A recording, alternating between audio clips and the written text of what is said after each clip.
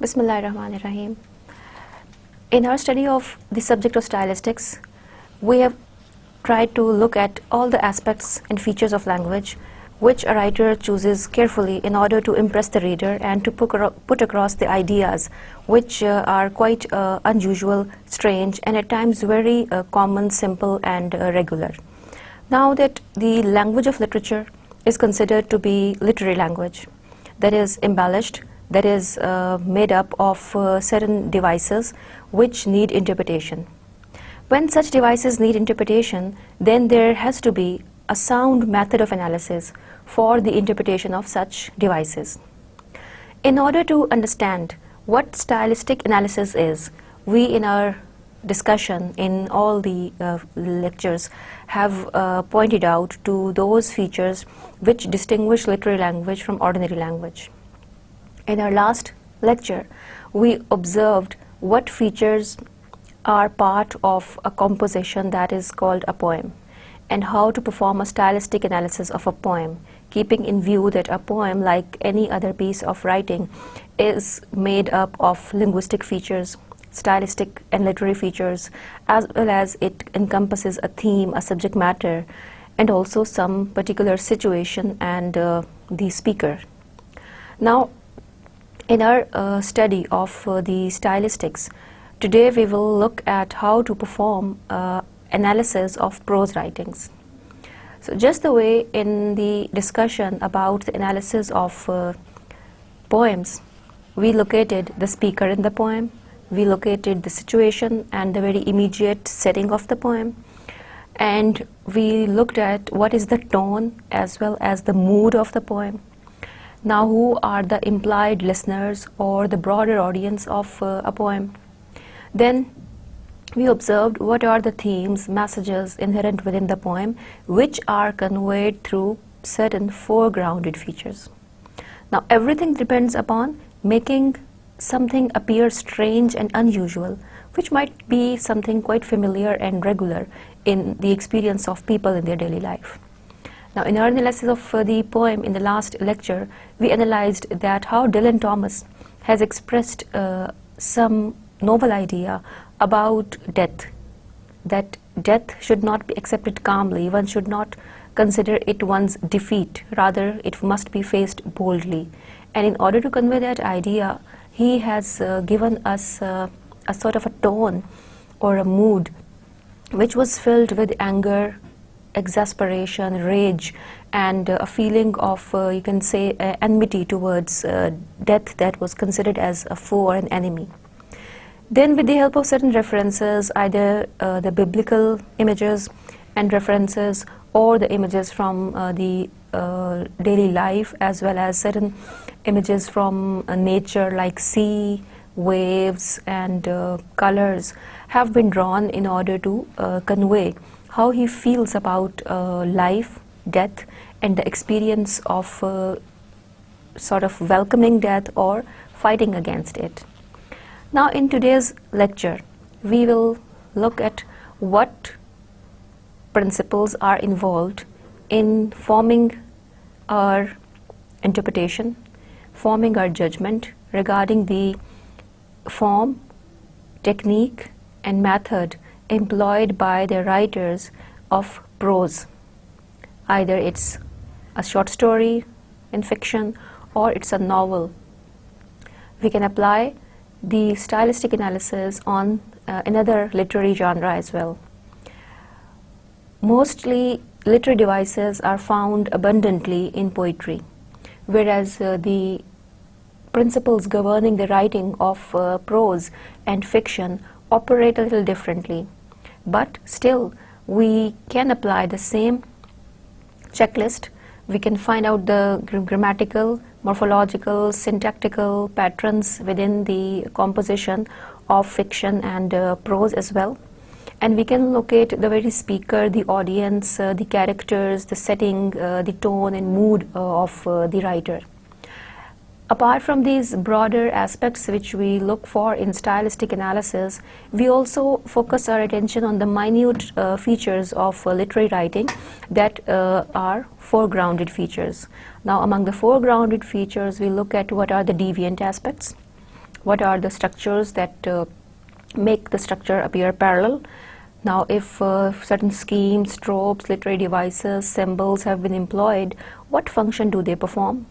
Now, how does the writer create coherence, cohesion, and grammatical unity or syntactical patterning in prose writing? Now, these are the major aspects that we keep in mind while analyzing a prose or fiction. Now, important thing is that we can perform a complete, vigorous, and comprehensive analysis of a poem because poetry is usually short. For example, in the last 2 lectures, we analyzed in detail Dylan Thomas's poem, Do Not Go Gentle Into That Good Night. And we were able to perform a complete analysis of the poem. Whereas the difficulty with prose novel is that these are pretty lengthier. That is why we can only, for the sake of our understanding, pick up certain extracts or parts or passages of those prose writings, fiction or short stories in order to perform a stylistic analysis, because the complete analysis of a short story would take so many hours. So that is why in today's lecture also we will look at a few passages or paragraphs from a story, that is a short story by Anita Desai, and we will also look at short passages or paragraphs from Sarah Suleri's novel. Now, keeping in view the fact that prose analysis is what encompasses all those features which were required to be analyzed in poetry too.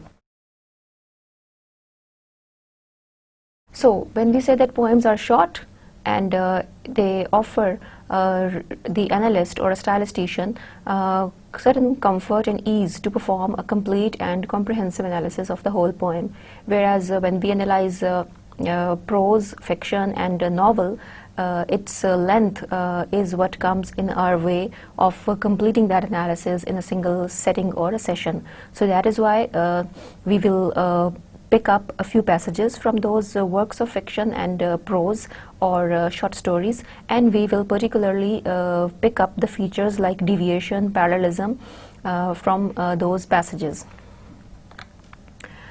When we observe novels and short stories, as they are longer in length, we think that the stylistic analysis can only be done on selected extracts which are representatives or especially interesting for some reason. Now, if you, while reading, have come across a passage that catches your attention, then it becomes sort of a necessity that you look at what is it that has made this passage sound striking, unusual and interesting.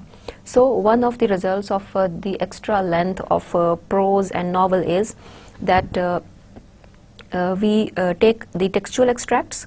So we just look at the foregrounded features or interesting passages which and exclude those which necessarily do not reveal enough of what we need to know about the literariness of style and language. Now, analysis of language in fiction has to be done from a very much scientific a manner too. It cannot just be the paraphrasing of a text. It cannot just be the explanation and intuitive interpretation of the text. Now, since fiction is written in prose, and all the discussion about the language of fiction necessarily concerns with the language of prose in fiction. For the word fiction taken alone may refer to invention of character, plot and other schemes that create a world of imagination. Now, when we say that fiction is another genre apart from poetry, why do we refer to it as fiction is that it represents a whole set of rules and principles of creation. For instance, fiction will have plot, situation, character, dialogues, conversation, themes, delineation of character, descriptions by the author or even by a character, description of setting, place, even description of the internal mechanism of the mind of the individual characters who are presented by the writer. So this is the room, this is the depth and the breadth of fiction that complicates the matter of expression as well as of interpretation of any fiction work. So in linguistic studies, our concern is not with the invention of characters or plot construction, or not directly. We are concerned with those linguistic features or patterns of narrative which distinguish literary prose from non-literary prose.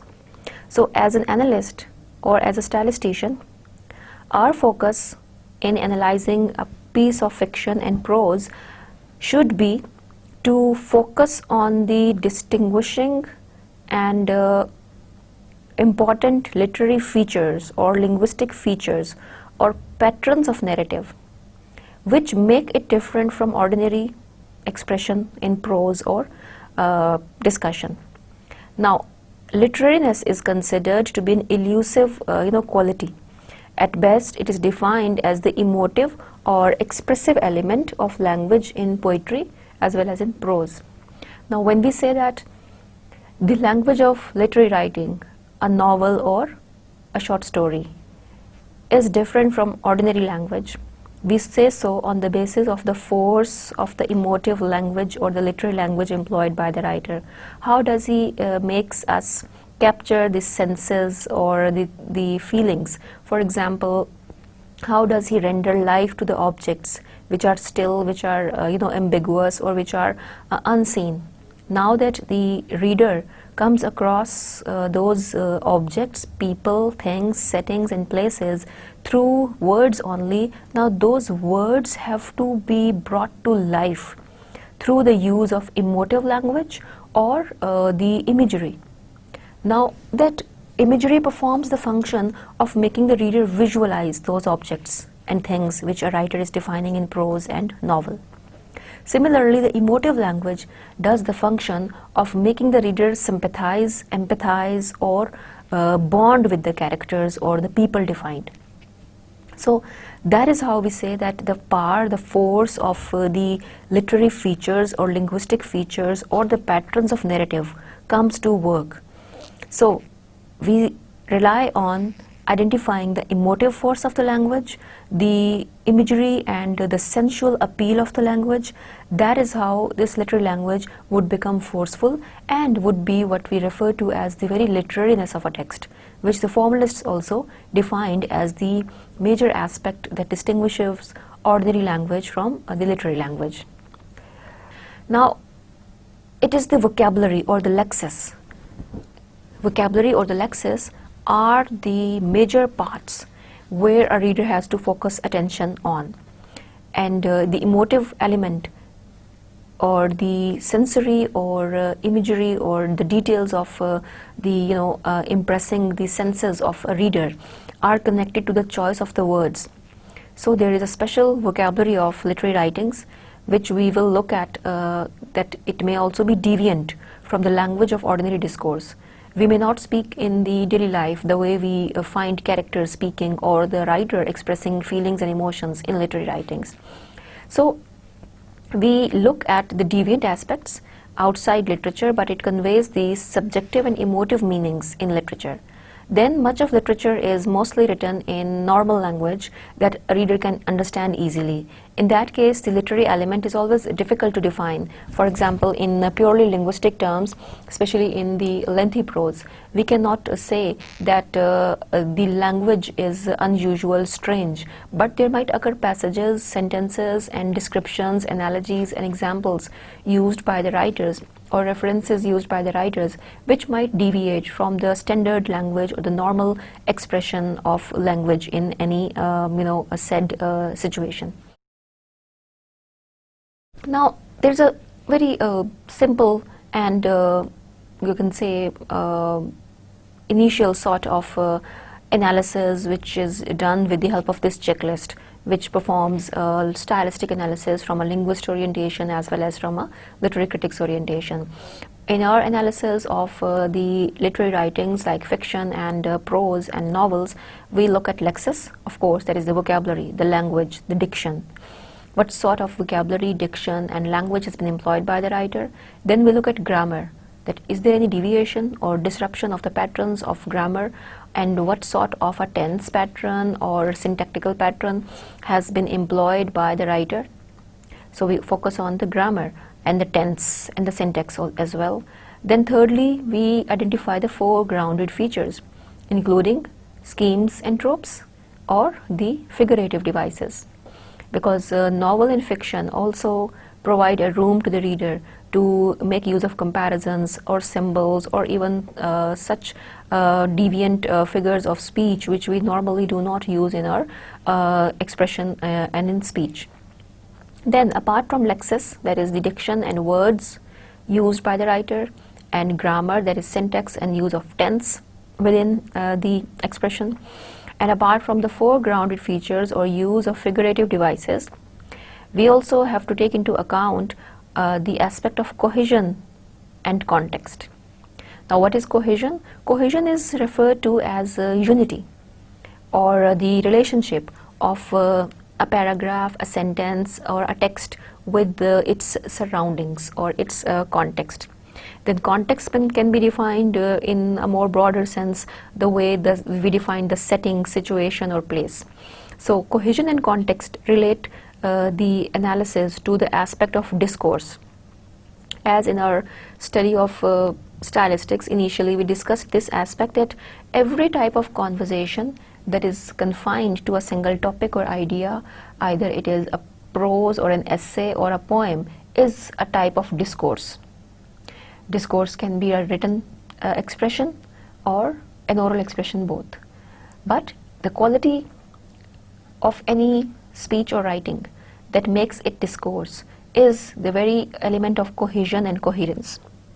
So any statement that is longer than a single sentence becomes a discourse if it is unified, if it is contextualized, if it is carrying the element of cohesion and coherence. So cohesion and coherence are important for the sake of conveying an idea, for making the comprehension of a passage and thought easier. Without any link between two sentences or many sentences, the passage would be lacking cohesion and coherence. So when we say that cohesion and coherence is a necessity for writing a composition in the form of a prose fiction or in the form of a short story and novel, we rely on the aspect that how language is interrelated and interdependent, how words act upon each other, how they correspond to each other and complement each other in order to convey an idea, as well as in order to sort of enhance the understanding of an idea.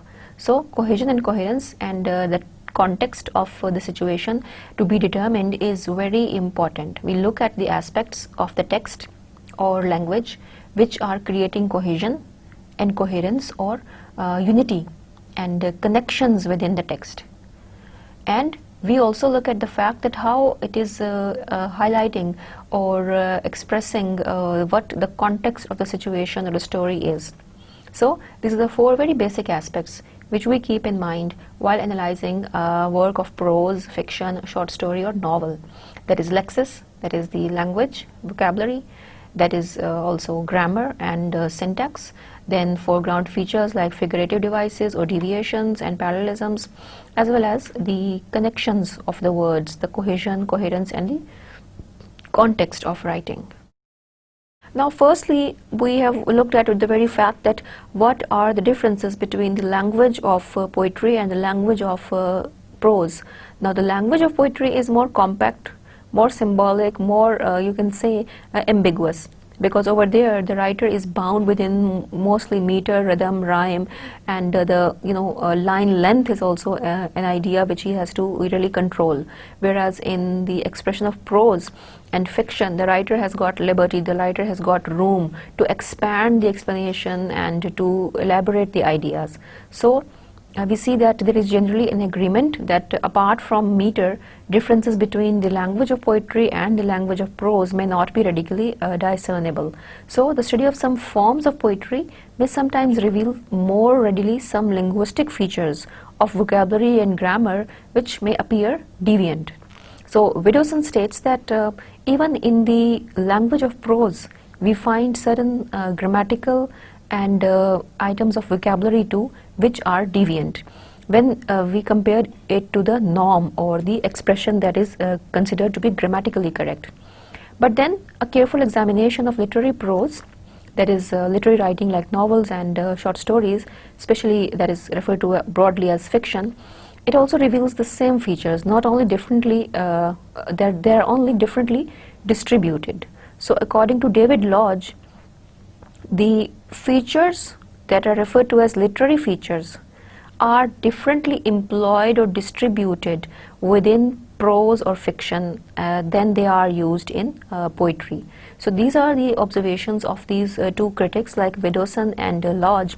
They agree over this aspect that the literary devices and literariness employed in poetry is no doubt more sound and more you can say replete and abundant as compared to be used in prose. But in prose and in fiction, these images in the form of metaphors or sensory details or devices or imagery and metaphors are used differently, are employed differently.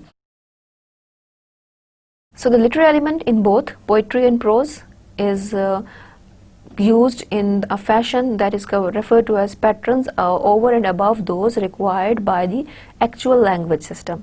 Now, what is the actual language system? Widdowson defines the actual language system, that is the ordinary and correct use of language, that is grammatically sound use of language. When we transfer a sense of a word from one sense to another, we are using a different language. For example, using a metaphor to describe a person is a deviation. That if I say that somebody is like a tree, now I am comparing somebody to something that he is not. So in that way, it's a deviant use of language that may occur in poetry as well as in prose.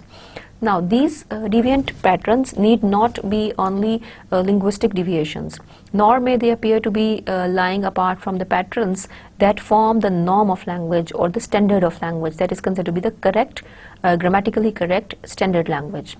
The components of these systems or patterns may be deviant as well as non-deviant. And the literary patterns fashioned over and above the normal language are recognized to be images, metaphors, similes, symbols, figures of speech, irony, paradox, satire, and host of other rhetorical devices. So this is what prose fiction also makes use of, which can be images, metaphors, similes, symbols, figures of speech, irony, paradox, satire, and host of other rhetorical devices that may or may not be specific to certain genres. You cannot say that satire and irony could only be found in prose. They can be used even in a novel or even in a poem. You cannot limit the use of imagery and symbolism only to poetry. They can be employed in a novel as well as in a short story too. And they may be composed of deviant, non-deviant, or both kinds of component. So any use of language that pertains to the conveying of feelings and emotions is what depends upon the use of these literary devices. And the images and metaphors can be of extreme importance even in prose and fiction too.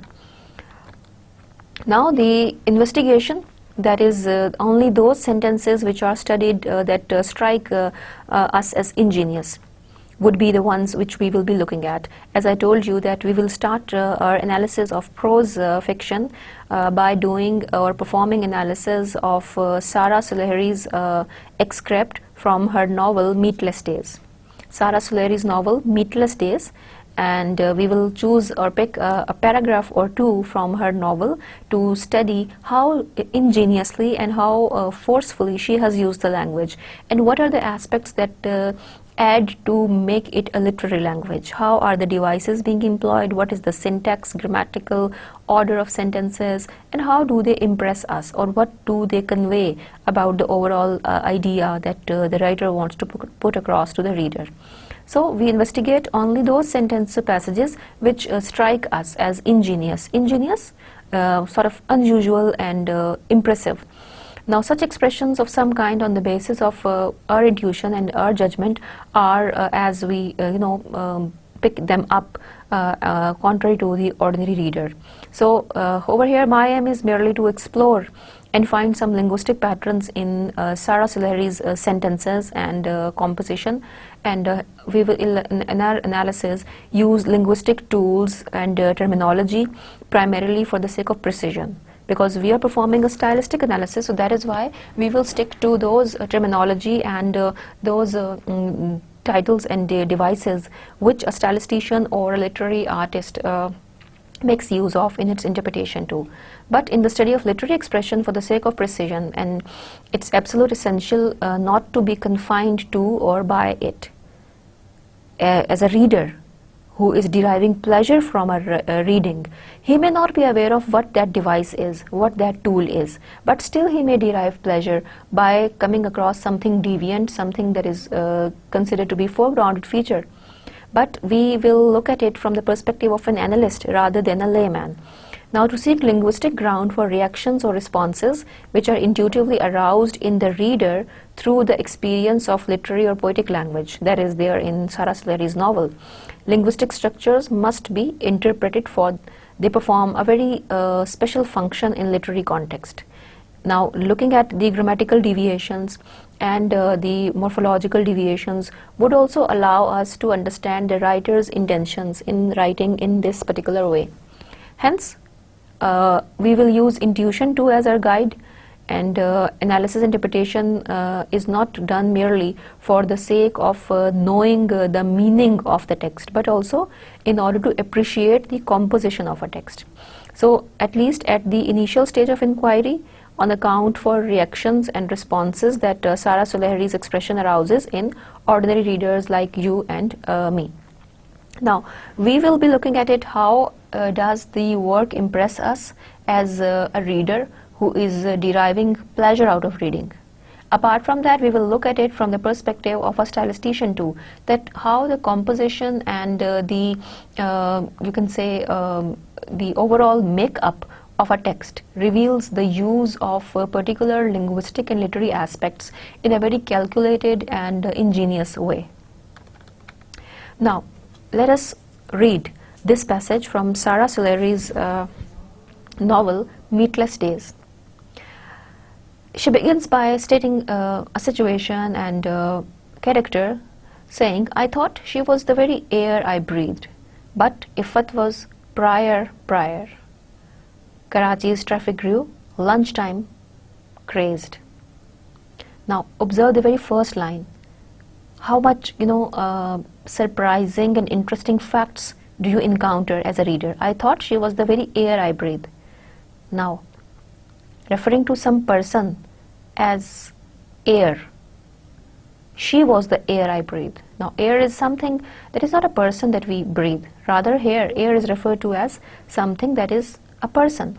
Then, Ifat was prior, that is a repetition and focus.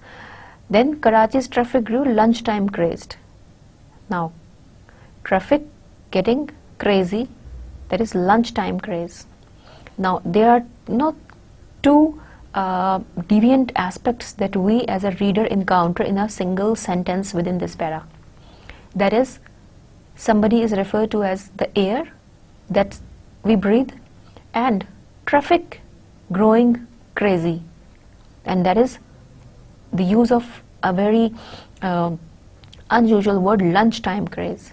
So this seems to be compounding of words, lunch and time. Lunchtime crazed is combined. It's an example of creating compound neologism through compounding.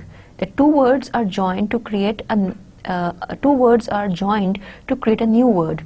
So it is neologism through compounding, word blending. She gulped on her own eloquence. Now, this sentence too makes us aware of a deviant use of gulp. Now, we can gulp some food, but eloquence is something that cannot be gulped like food. So, gulp is a verb which should be associated with some food item, whereas it is associated with speech over here. Just the way breath in the last sentence was associated with person. Now, her breakfast bosom quacked. Now, that is again a strange use referring to breakfast bosom quacked. I was surprised beyond measure when that big head bent backward and wept. Now, observe the use of b sound. Breakfast bosom. Then, big head bent backward. Big head bent backward. Now you find a certain sort of repetition on the sound b as well, which is of course the use of alliteration. And quick summer shower of tears. Now summer shower of tears is again very poetic in expression. It's not outburst of tears, but summer shower of tears. Now the shedding of the tears or the crying is associated with the image of rain, that just the way there is rain, that is heavy rain in the season of monsoon, that is the situation of a character who is crying. By the time he left, all surfaces were dry. Dadi, with her flair for drama, had allowed life to sit heavily upon her back. Now, allowing life to sit heavily on her back. Instead of some weight, some bag, life, which is not an animate thing. Life is an abstraction, and it is referred to that her back is carrying the weight of life rather than some luggage. We usually say that luggage is something that is weight that we carry, but here it is the kind of selection, restriction, rule violation, and it is again something like that surprises us as foregrounding or deviation, that how can life be heavy upon back, that her spine wilted and froze into a perfect curve. So it was in the posture of a shrimp that she went scuttling through the day. Sometimes, to my mother's great distress, Dadi could breathe Satan in full eloquence. Only after she had clambered on top of the dining room table and lain there like a molding centerpiece. Now again, a person, that is Dadi, is compared to an object, that is the centerpiece, molding counterpiece. Now observe this paragraph and the first line too, that how many deviant expressions have, as a reader, we have come across, but the layman or a reader who is deriving pleasure out of this reading gets a feeling of you can say satisfaction or surprise or happiness too at encountering such an expression where things and people are compared to what they really have no match or association with. For example, breathing, instead of the air, somebody is breathing the person. Then somebody is feeling that traffic is lunchtime crazy. That is association of an aspect of the city traffic, that is mostly the rush hour traffic, that is becoming crazy. Now people can become crazy, traffic cannot become crazy, but here the writer, for the sake of interest and the addition of surprise to the expression, has made use of the word crazy for the traffic. Then the character is referred to as gulping or swallowing eloquence, her own words and speech, rather than some food or item that is eatable. Then the breakfast bosom quaked. Now that is a filled or a fuller appetite. The kind of a feeling that a fuller appetite has been referred to with breakfast bosom, or the breakfast a chest, or that has gotten filled or swollen or is sort of satiated. Now it was surprised beyond measure when that big head bent backward and wept. Quick summer shower of tears. Now the crying of the character, this woman, is compared to the shower of summers. This is again another deviant aspect within the this passage that makes this expression quite poetic. Then by the time he left, all surfaces were dry. Then all surfaces were dry. It is like the way the woman has stopped crying. Now her stopping crying has been referred to as surfaces getting dry rather than a human feeling satisfied after crying. So her crying was compared to a summer shower, and her stopping after crying is compared to getting the surfaces dry. So that is again unusual, a way that how a human being or a person has been erased, and all the world and life and the atmosphere has been referred to as getting drier. Then The reference to another character, that is Dadi, with the flair for drama, had allowed life to sit so heavily upon her back that her spine had wilted and froze into a perfect curve. Now, Dadi's old age that has led to a curve in her back has been referred to as the result of her constant sitting before the TV on the couch, as if the heavy weight of life, the heavy burden of life has made her crouched. So here too, life has been considered as something animate, or like something that is like a heavy weight.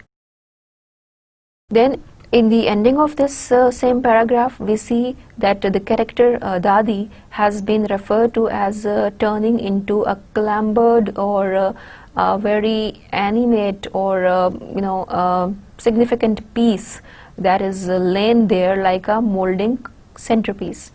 That the inability of Dadi's movement and her inability to move easily in the room because of her age, because of her bent back, and because of her weight, she has turned into a molding centerpiece, that instead of being an animate and moving and lively person within the house, she has reduced herself to an object, a very much integral part of the house, that is the central piece in the dining room. Then in the next para, the writer states, Dadi awaited for the return of her eldest son, that is, my father, the speaker's father. He had gone carrying off to a place called Inglistan or England, fired by some of the several enthusiasms made available by the proliferating talk of independence. Now, the speaker has conveyed to us who she is and what are the people that exist around her. We have come to know about a character, Dadi, who is there in the house apart from the girl who is speaking, her mother, who is referred to as crying, or who has whose eyes have gone dry after the husband's departure to some other city, that she reveals later is that it is the father whose departure has made the woman Ifat cry hard. And this estrangement and this separation from the husband due to his leaving for England has made her shed tears, and by the time he left, all surfaces were dry. Now, the pronoun he that was used earlier in the fourth line of the second paragraph is what we recognize as revealed in the next paragraph. So that is an aspect of cohesion and coherence, that in the reading of the second paragraph, we did not know who that he is that the speaker is referring to, and we did not even know who the speaker is.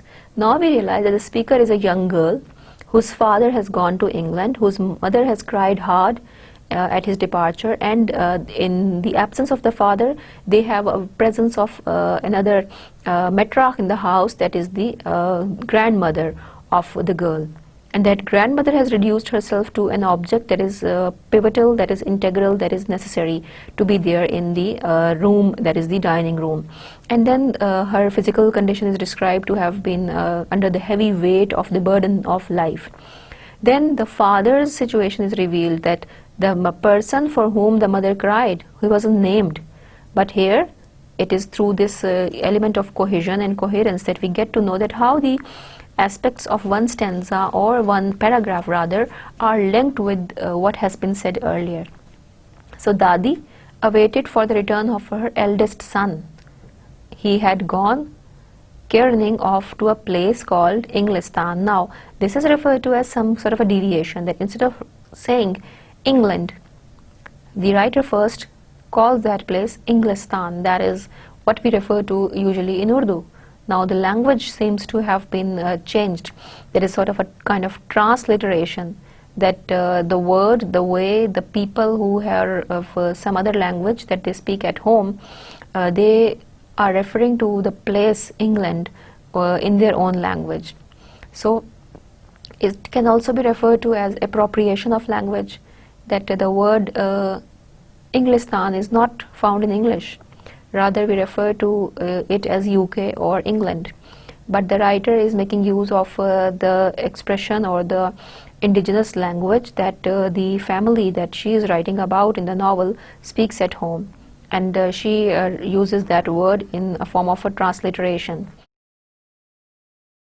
So the reference to the historical fact is also there.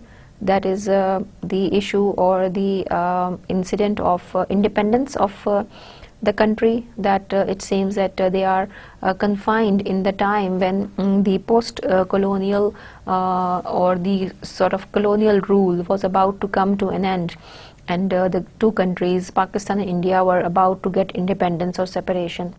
So we, through the reading of these two paragraphs, have learned a lot about literary deviation, foregrounded irregularities, even regularities in the structure, which are made quite prominent with the use of cohesion and coherence. So it is referred to in the very direct manner that it is the character speaking. Also, it is the first person narrative. If you have to locate the narrator of the text or the novel, the story is narrated from the point of view of a character who is part of the story and who is narrating the story herself, because we identify it as I. I thought she was the very air I breathe, but if it was prior, Karachi's traffic grew lunchtime craze. Now this I that tells that my father waited for the return of her eldest son, my father.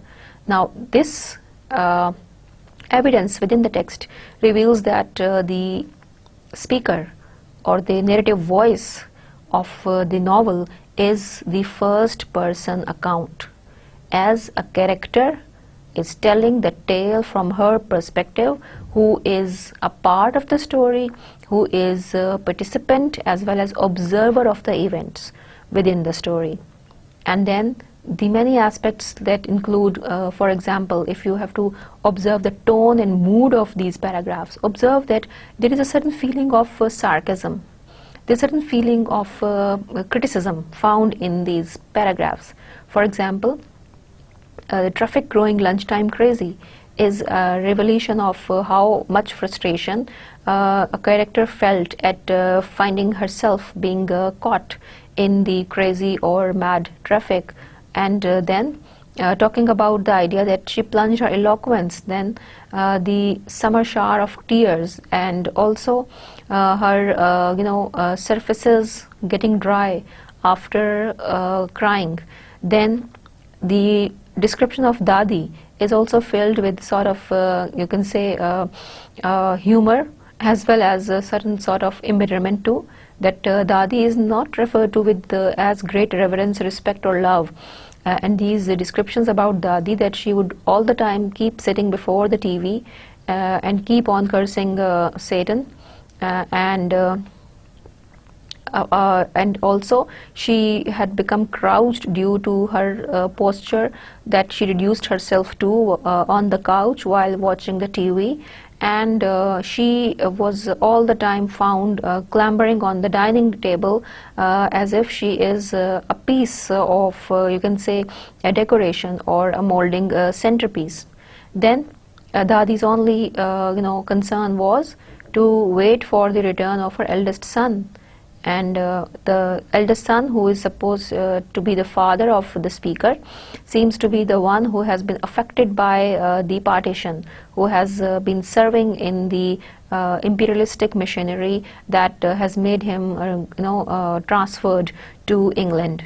So there are many aspects that are revealed in the poem, as maybe if you are concerned about the grammatical aspects, we find that it is recollection, that a character is reminiscing or remembering the past, as if she in the time of childhood and youth had undergone these experiences and is narrating those experiences as if in a reminiscence or in a kind of a reverie or flashback.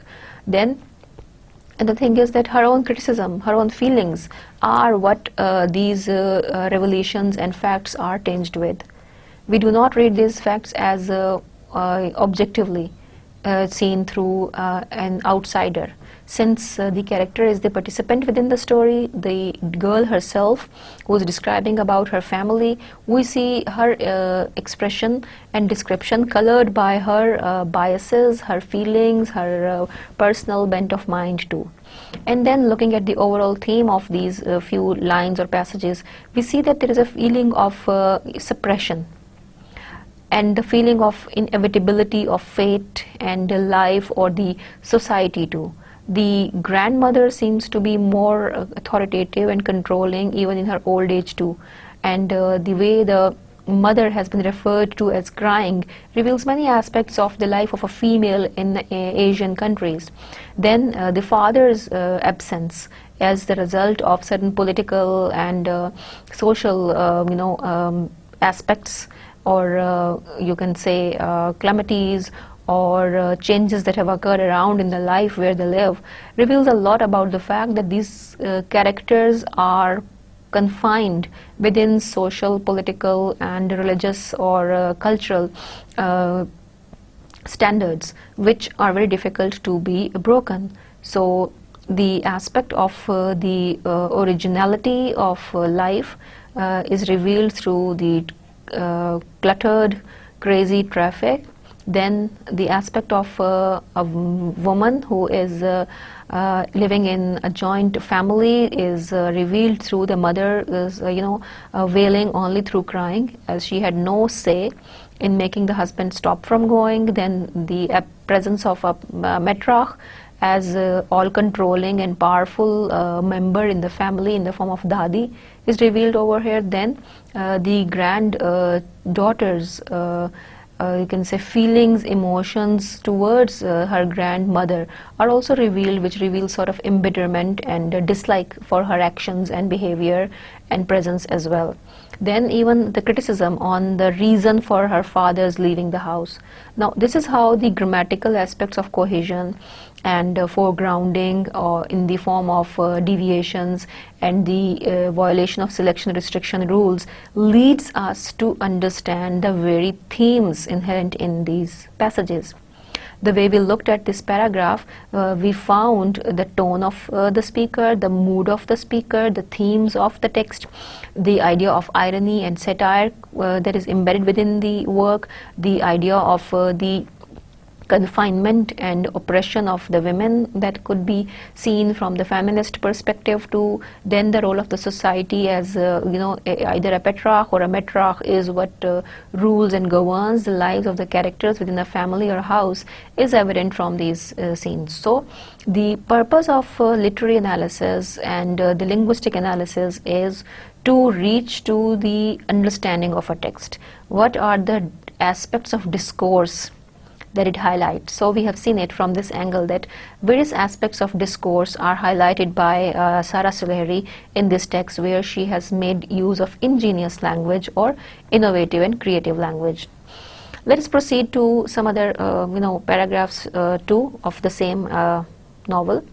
She continues the description about the household as saying, Dadi waited for the return of her eldest son, my father. He had gone careering off to a place called Englistan or England, fired by some of the several enthusiasms made available by the proliferating talk of independence. I can tell the story only to someone like Anita, as we go preambulating through the grimness of New Haven and feed upon the pleasures of her conversational ways. There are many more like these. About these examples, we notice that they contain different linguistic categories of ingenious expressions. Observe that the writers focus on the aspect that language is used in a deviant way, that there are many instances or examples found within the text which contain unusual and different linguistic categories which we refer to as ingenious expression. For example, the way she says in this last para, I can tell this story to someone like Anita as we go preambulating through the grimness of New Haven. Now, grimness of New Haven. Now, New Haven is the locality, the place where the character is placed now in England. Now, it reveals that she is referring to a place as grim, as sad, rather than a person as grim. Now look that a place is referred to as grim. We say that a person may be in a grim, sad or somber mood. but these qualities of sadness and quietness are transferred to a place over here. So in each paragraph, if you look carefully and minutely, you find use of deviation, you find foregrounded features, you find violation of selection restriction rule, you find deviant aspects as well as certain features of parallelism in the form of cohesion and coherence too, in the form of anaphora as well, in the form of alliteration too. So look at these categories which we have up till now pointed out to. For example, words like repetition, that it in the first line prior is used twice.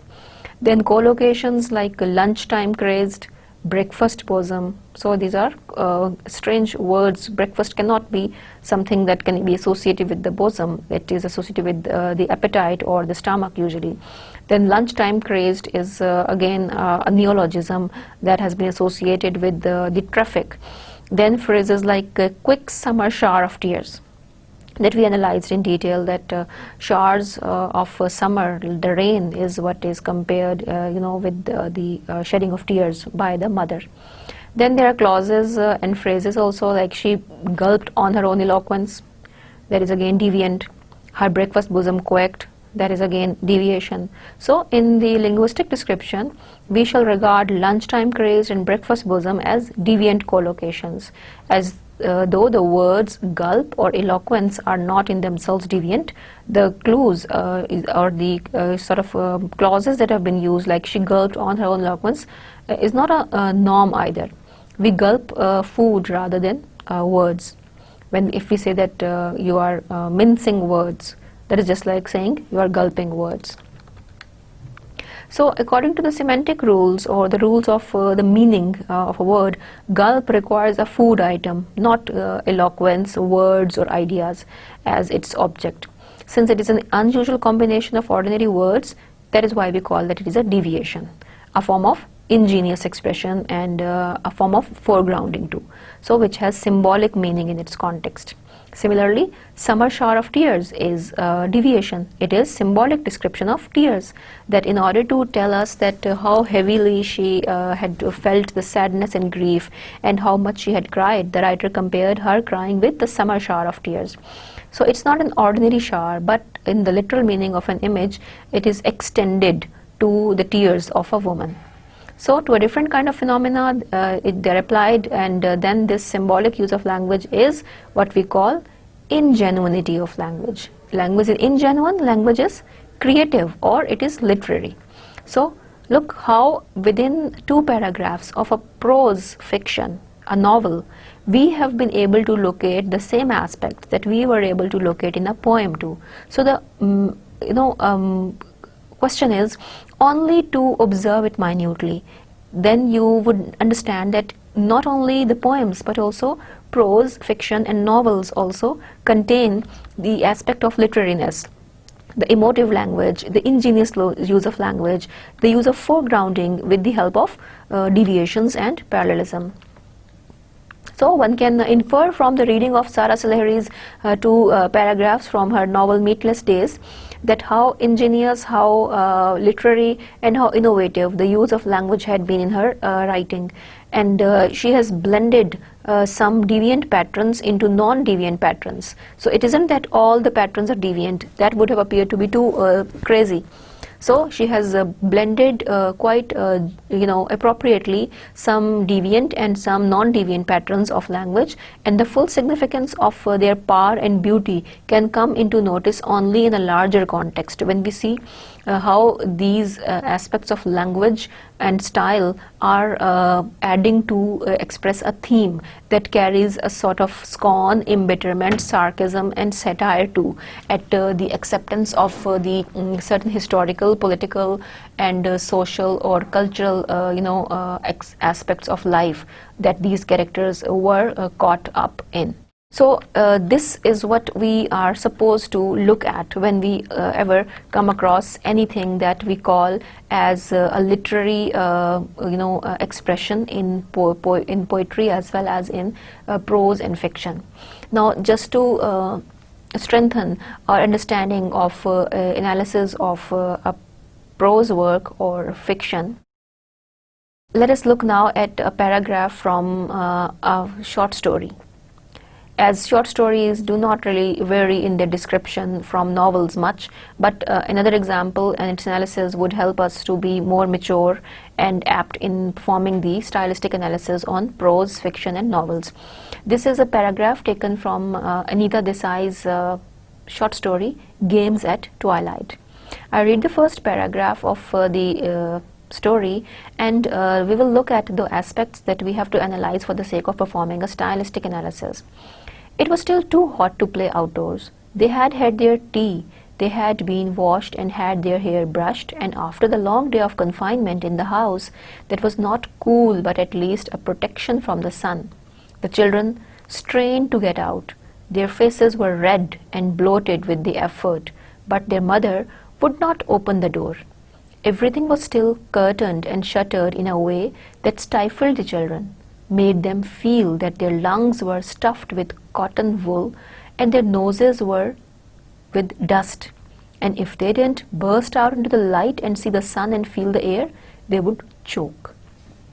Now observe how forceful the imagery, expression and analogies have been in this paragraph, that the children's confinement in the house and their efforts to set themselves free and go outdoors has been expressed with emotive force.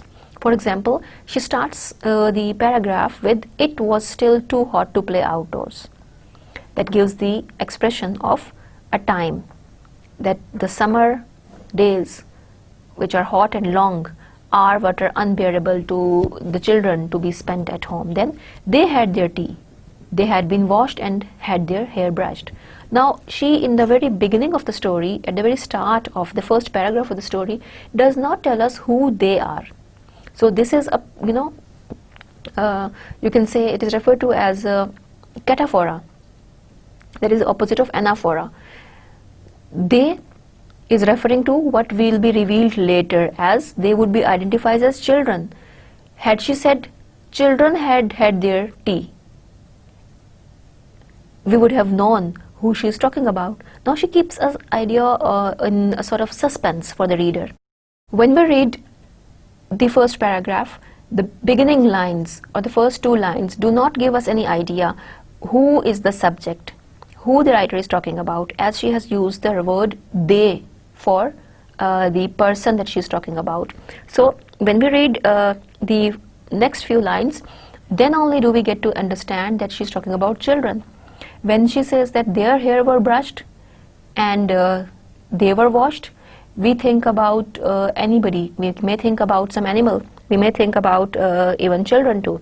So that is the idea of keeping a surprise and suspense for the reader in the reading or writing, that is done through the use of a cataphora, that what she explains later as children is what is revealed earlier as they. Now they is quite ambiguous. They can be anything, but only the word that is specific, that is children, when it is used, then only do we get to know that who the subject is that she is talking about. Then the hair brushed, they washed, and then they set out to feel the cool wind, and then they are kind of in a protection from the sun. Then she says that they were the children who are straining to go out, who are really wishing to go out or struggling to go out of the house and confinement of the house. Their faces were red and bloated with the effort.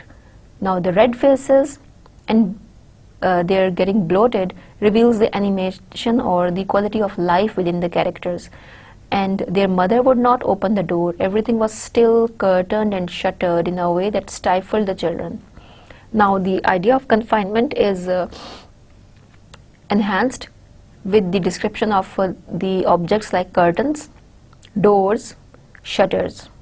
So children are feeling confined, imprisoned and stifled, and that idea of confinement is explained through the agents of confinement and isolation and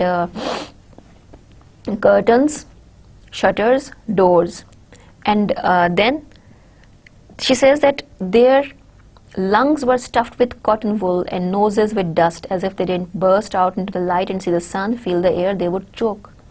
Now the children's feeling imprisoned and confined, as if they are not able to breathe, as if a person whose nose is stuffed with certain cotton wool, or lungs are stuffed with cotton wool or dust, the way he feels, as if he's going to get short of breath, as if he would die of choking, is what the children are feeling. So the analogy that is used by the author over here is what carries all the weight, that is referred to as the foregrounded feature within the passage. So we pick up this irregularity, that children feeling choked and suffocated in the confinement of a house, just as in a way a person feels choked and suffocated when his lungs, his nose get stuffed with dust and wool. So this image functions as a foregrounded irregularity. That is the comparison that makes us feel that for how difficult it is for children who want to be in the outdoors to stay confined to a house in the evenings, when they are not let to go out and play after they have taken shower, after they have finished their sleep, how desperately they want to set themselves free and go outside. So this image of children's desperation, the feeling of their confinement, imprisonment, and longing for going out in the outdoors to play, wouldn't have been revealed so aptly, so immaculately and beautifully and intricately as it has been done through the use of the analogy of a person getting choked when cotton wool is stuffed into his nose and lungs. So this is how they feel.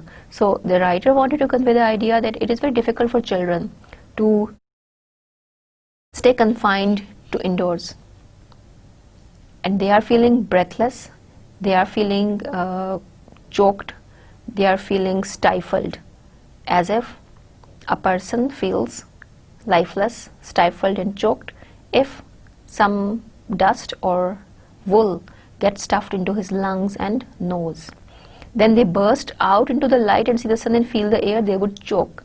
So the bursting out is like as if it's something that is going out with force.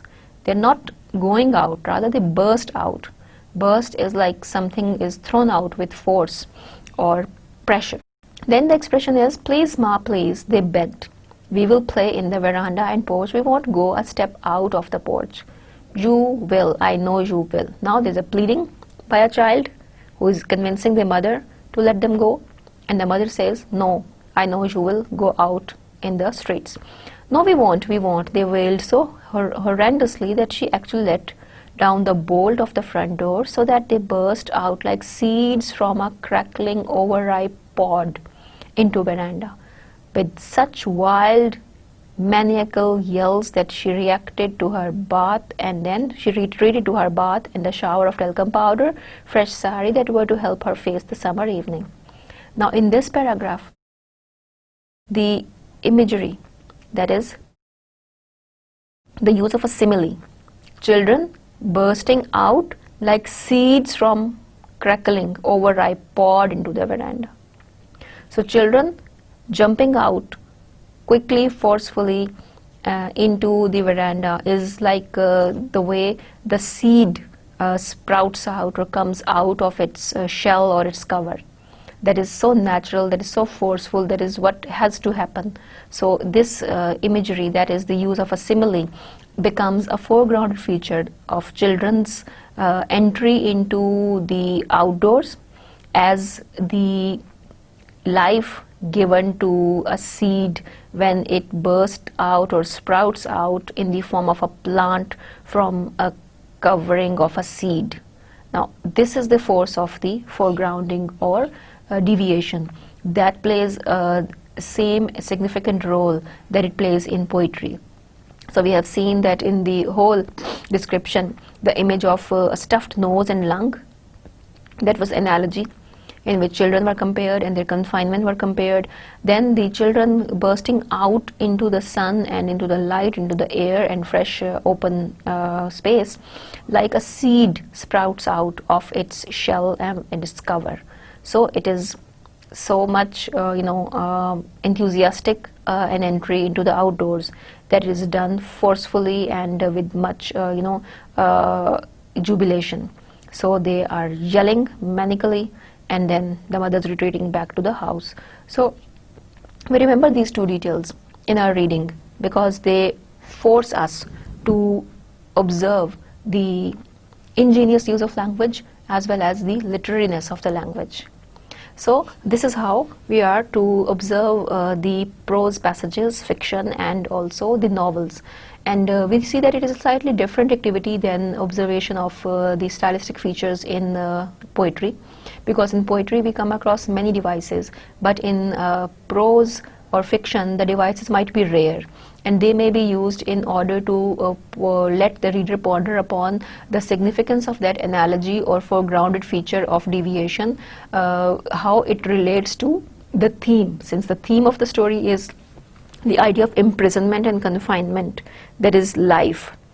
And then how does the writer, through the use of analogy of a nose and lung stuffed with cotton wool, and the children feeling confined in the house and their entry into the outdoors has been compared with the sprouting out of a seed, sends us the images or the messages that how she's associating life with freedom, and confinement with death or imprisonment, and life without something that is a person's own will. So that is how we observe any prose passage in order to understand what messages are conveyed and which devices or foregrounded features or ingenious use of language has been done by the writer to forcefully convey an idea, not only to let us appreciate the literary merit of a work, but also to make us convinced about the realities and the themes and messages expressed within the context of a short story or a novel. Thank you.